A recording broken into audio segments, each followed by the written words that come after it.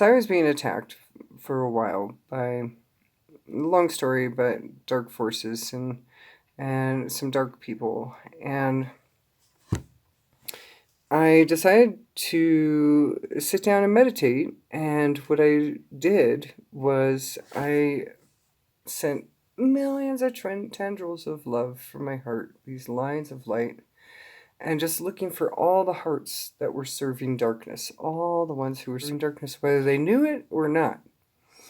And because not everybody knows that they're serving darkness, not everybody knows because they think it's just a good job. They think it's just, well, I got to do this in order to take care of my family. And for instance, I had a friend who was making stealth bombers, and his conscience hit him. And he finally realized, I've got to stop doing this, even though it's a $100,000 a year job. Or maybe it was I don't know, it was a lot of money. And he was like, and I'm only 5 years from retirement, so maybe I'll just keep doing it because I really do want to live happily ever after. But his conscience hit him, and so for 5 years, he still continued to do this. Guess what happened as soon as he retired? He died. As soon as he died, as soon as he retired, he got cancer and died because his conscience knew that he could not serve darkness anymore. He knew that these planes, these whatever they were, stealth helicopters, I think they were, and they were killing people in the dark in foreign countries, and he knew that, and it hit his conscience. So what I did with these millions of tendrils of light that went around the world, looking for all the hearts that serve darkness, whether they know it or not, because some people never figure it out, and to light up their heart and see if I could trigger the love in them, the kindness, the sweetness, the divinity. And what I saw was that there were 25% who were like, hey, get that light and love stuff away from me. I got my spot in the bunker and I made my choice. And of course, we have to honor free will. And so I honored free will and I didn't push it. There was another 25% that are the undercovers, the ones who are making sure that the button doesn't get pushed, the one that makes sure that certain things disappear in the warehouses. There's ones who make sure that those who serve darkness cannot be successful in what they're doing. They throw little monkey wrenches in, and they're kind of the undercover light workers in these places of darkness, pretending to be a dark one.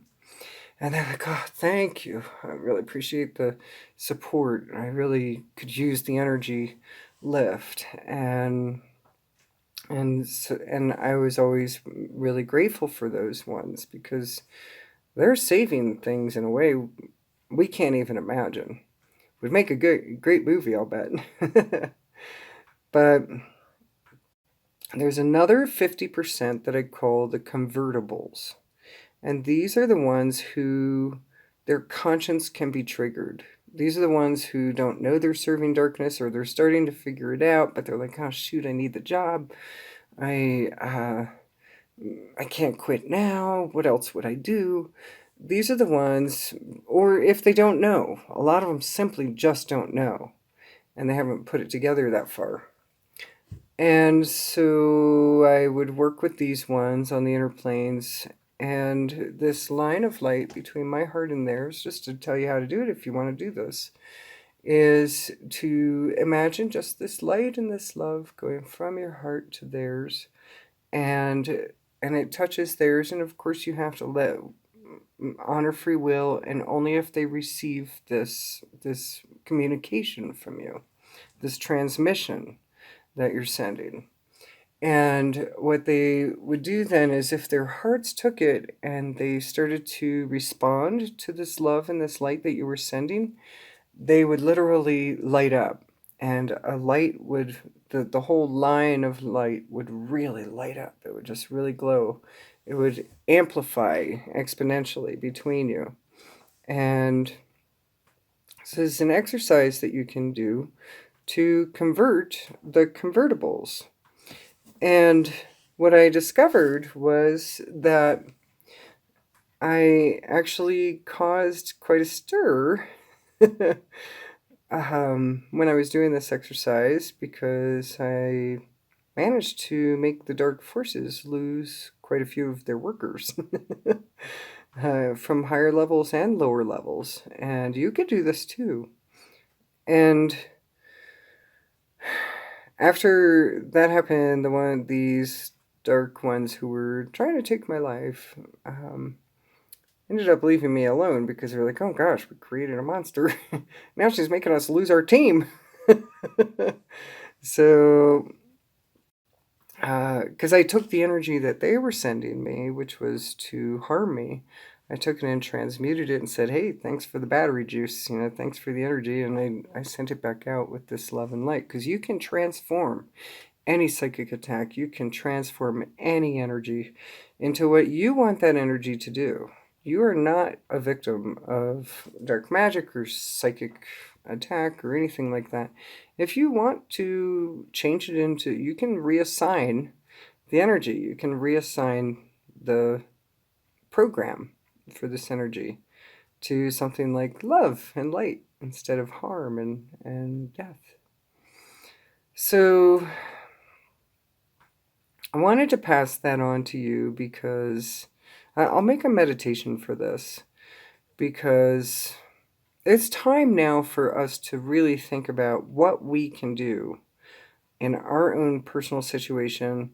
We can do more than watch videos about the election or whatever drama is going on in the world at the time.